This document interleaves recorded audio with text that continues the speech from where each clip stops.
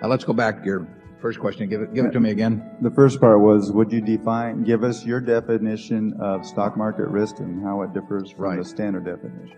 Yeah, we don't think in terms of, well, we think first in terms of business risk. You know, the key to Graham's approach to investing is not thinking of stocks as stocks or part of a stock market. Stocks are part of a business. People in this room own a piece of a business. If the business does well, they're going to do all right as long as they don't pay way too much to join into that business. So we're thinking about business risk.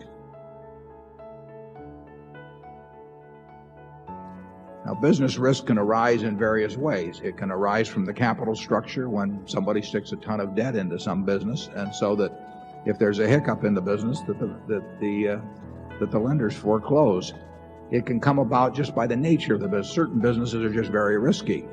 Back in when there were more commercial aircraft manufacturers, you know, Charlie and I would think of making a commercial airplane, a big airliner, sort of as a bet your company risk, because you would shove hundreds and hundreds of millions of dollars out into the pot before you really had customers. And then if you had a problem with the plane, you know, the company could go. There's certain businesses that inherently, because of long lead times, because of heavy capital investment, that basically have a lot of risk.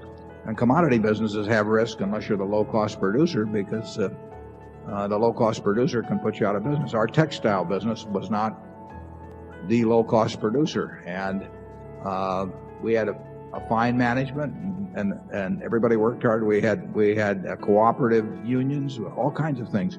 But we weren't the low-cost producer, so it was a risky business. The guy who could sell it cheaper than we could made it risky for us. So there's a lot of ways businesses can be risky. We tend to go into businesses that inherently are low risk and are capitalized in a way that low risk of the business is transformed into a low risk for the enterprise. The risk beyond that is that even though you identify such businesses, that you pay too much for them. That risk is usually a risk of time rather than loss of principal, unless you get into a really extravagant situation. But then the risk becomes the risk of you yourself. I mean, whether you can retain your belief in the real fundamentals of the business and not get too concerned about the stock market. The stock market is there to serve you and not to instruct you, and that's a key to owning a good business and getting rid of the risk that would otherwise exist in the market. You mentioned volatility. It doesn't make any difference to us whether the volatility of the stock market, you know, is averages 0.5% a day or 0.25% of a day or 5% a day. In fact, we'd make a lot more money if volatility was higher, because it would create more mistakes in the market. So volatility is a huge plus to the real investor. Ben Graham used the example of Mr. Market, which is we've used it. I've copied it in the report. I copy from all the good writers.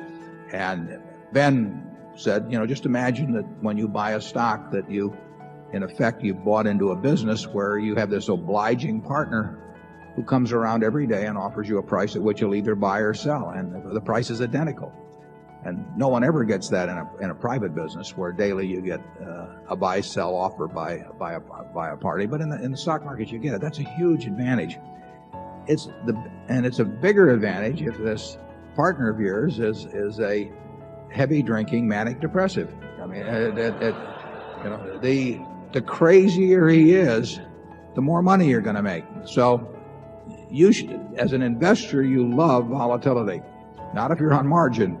But if you're an investor, you aren't on margin. And if you're an investor, you love the idea of wild swings, because it means more things are going to get mispriced. Actually, volatility in recent years has dampened from what it used to be. It looks bigger because people think in terms of Dow points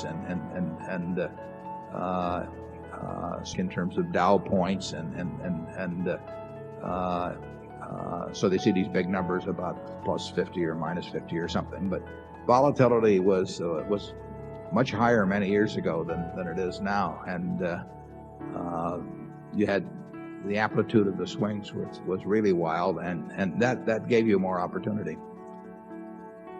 Charlie?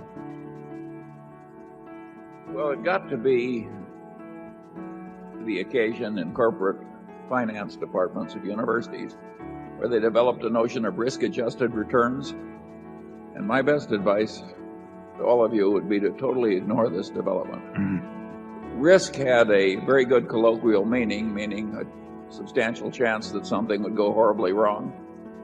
And the finance professors sort of got volatility mixed up with a lot of foolish mathematics. And to me, it's less rational than what we do. And I don't think we're going to change. Yeah, well, finance departments teach that volatility equals risk. Now they want to measure risk, and they don't know any other way. They don't know how to do it, basically. And so they say that volatility measures risk. And you know, I've often used the example that the Washington Post stock, when we first bought it, had gone in 1973, had gone down almost 50% from a valuation of the whole company of close to say 180 or 175 million down to maybe 80 million or 90 million. And because it happened very fast, the beta of the stock had actually increased, and a professor would have told you that the company was more risky if you bought it for 80 million than if you bought it for 170 million, which is something that I've thought about ever since they told me that 25 years ago, and I still haven't figured it out. Incidentally, I should make an announcement on that, because I think that I've made a certain amount of fun of finance departments over the years. A fellow named Mason Hawkins, who runs Southeastern Asset Management, just gave a $1 million gift to the University of Florida, and the state of Florida is matching that with $750,000. So this $1,750,000 is going to be used to have several courses in what essentially is the Graham approach to investing, I think starting very soon, so that there will be at least, and there are more than this, but there will be a finance department, in this case specifically devoted to teaching the Graham approach. And I think they're even going to pick up on my suggestion that I stuck in the annual report about having a course on how to value a business and what your attitude toward the stock market should be. So thanks to Mason, who's done very well managing money, I should add. And there will be at least one university course that tackles what I think are the important questions in investing.